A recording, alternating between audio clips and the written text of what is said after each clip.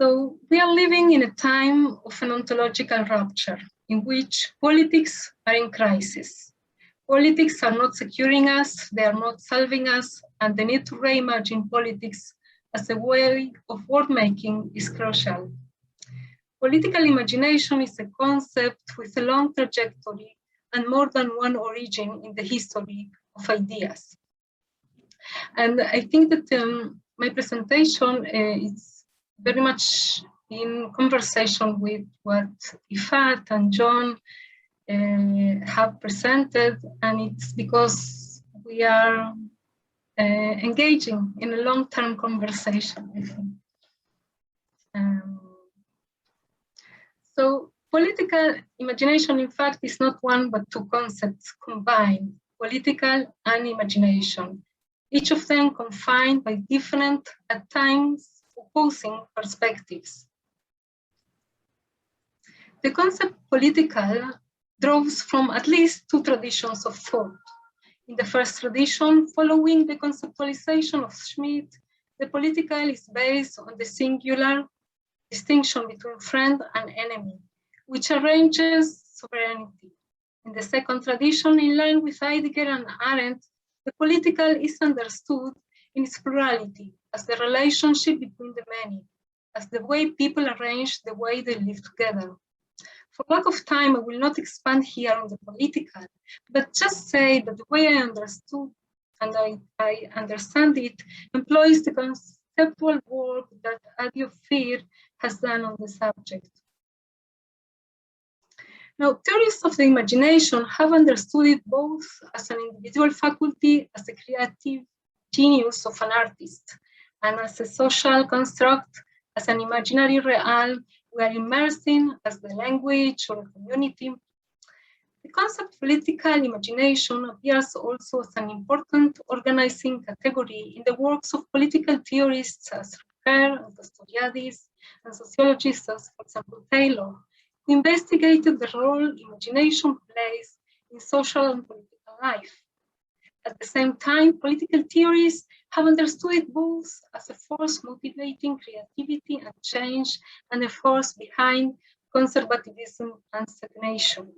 That may be the reason that the concept political imagination is used in the context of both grassroots manifestos challenging the current state of affairs, as well as in the analysis of conservative and totalitarian regimes, taking the form of mechanisms obscuring the possibilities to see what is in front of the eyes.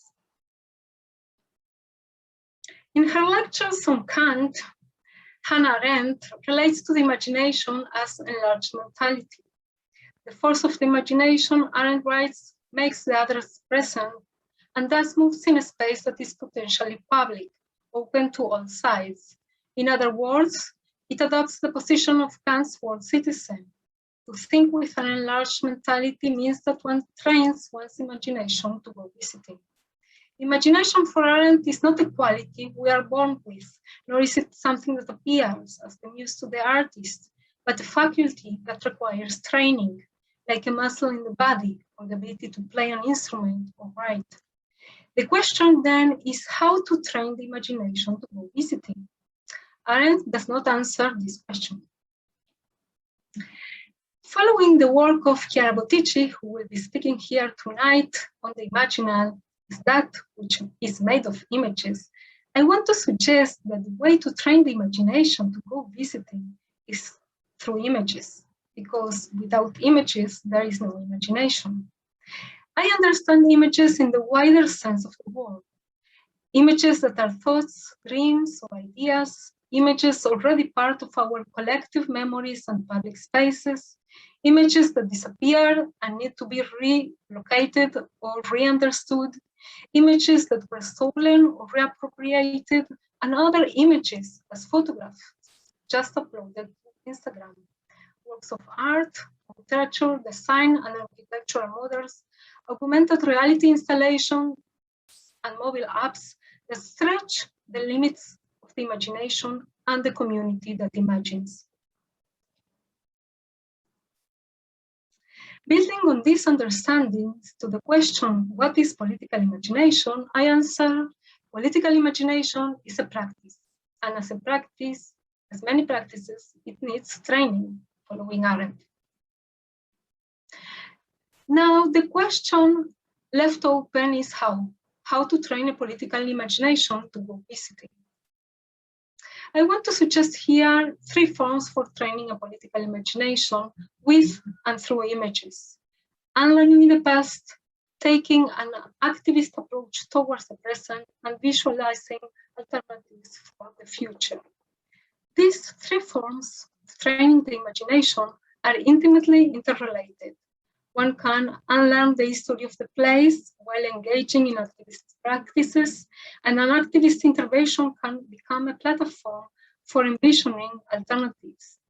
Still, I find it useful to conceptualize each of these forms independently in order to make the case for training the imagination as a multi-layered process that is both individual and collective, and cannot envision or visualize new images for the future without old images for the past. Now, my focus, or the examples that I will show, are from Israel-Palestine.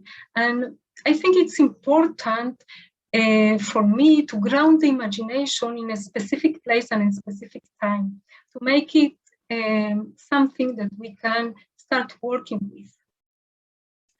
So unlearning is the first form for training the imagination I want to present today. Ariel Azoulay has shown that unlearning means to learn a different history, and to learn a new history one already knows, asking questions about what we know, what we do not know, and about the mechanisms that create this knowledge. So for Israelis as myself, unlearning means understanding the history of the place, not only through the framework of a national movement, but through the framework of a settler colonial one. That is, understanding it through the perspective of the natural.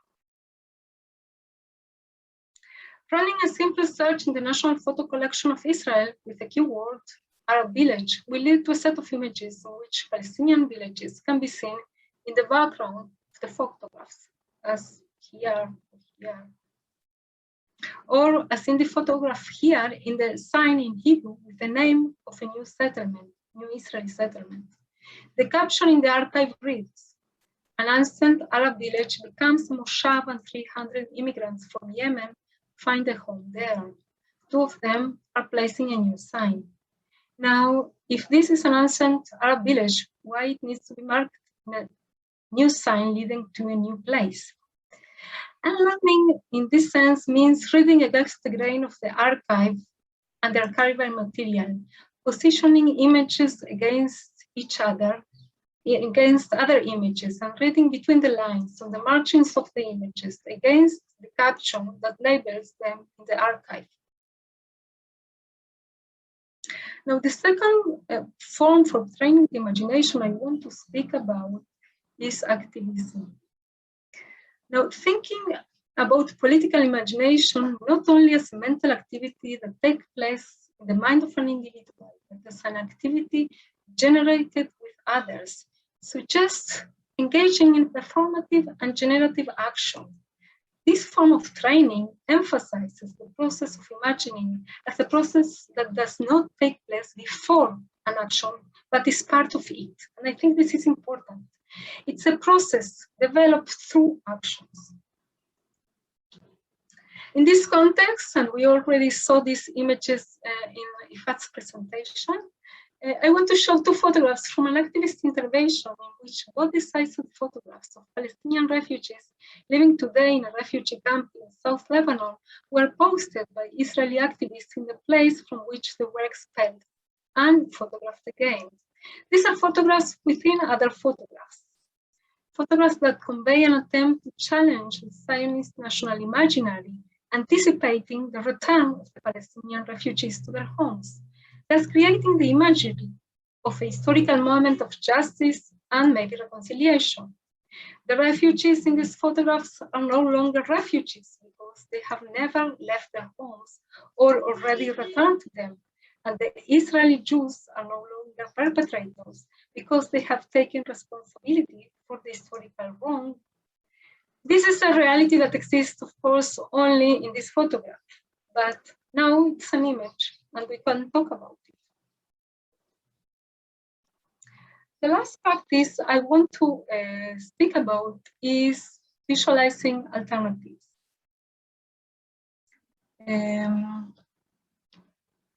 Or envisioning different scenarios that are not a continuation of the present, thus challenging the inherent inability of the present, what we usually know or are used to see as the way things are. This kind of deliberative exercise brings before the eyes what seems an impossible scenario in Israel, the return of Palestinian refugees and a shared common and equal citizenship for Israelis and Palestinians. So the first work they want to speak about is the science fiction short film Nation State by Larissa Sansour. This work explores a vertical solution for a Palestinian state, a single skyscraper in which each floor corresponds to a different location in Palestine. Using humor and engaging futuristic technologies, the film envisions a solution for Palestinians in a dystopian future. The second work that I want to speak about is the work of Hannah Farah, who Forbidden presents a different solution based on a specific place, Forbidden. Farah reconstructs the village out of its ruins using models, etchings, videos, and aerial historical photographs. He learns the architecture of the place and envisions a modern village for the 21st century as a detailed, practical proposal of return. Unlearning can be an individual project as well as a plural commitment.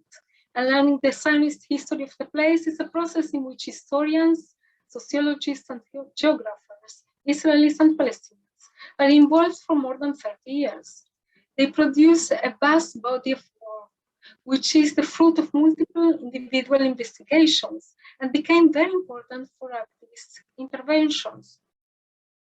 These interventions continue the process of unlearning that historians started in the archives through oral history projects, tours, and engagement of local communities. If unlearning is an activity that can take place by individuals, activism is a form of training that takes place in the public sphere by communities that come together to intervene, to make a change. It is an action of the many, and it discloses the plurality that is inherent in political imagination. Visualizing alternative is a form for training the imagination that creates new images. Yet, as both projects discussed here show, these new images are in dialogue with other already existing images. Larissa Sansour builds a futuristic skyscraper, but inserts in it images from Palestine, places, food, graphics, and even an olive tree, creating a dystopian place that combines between symbols, heritage, and new technologies. Hannah Farah, on the other hand, builds a utopian model for a modern village based on the remains of the old one. While these projects are very different in scope and materiality, they both bring to the front the genius of the artists and their abilities to see beyond the status quo. Now, training the imagination to go visiting in Israel-Palestine is a multi-layered ongoing process of world-making that is both individual and collective. It entails unlearning the past, acknowledging its wrongs through activism in the present, and envisioning different and hopefully better and just alternatives for its future. Thank you.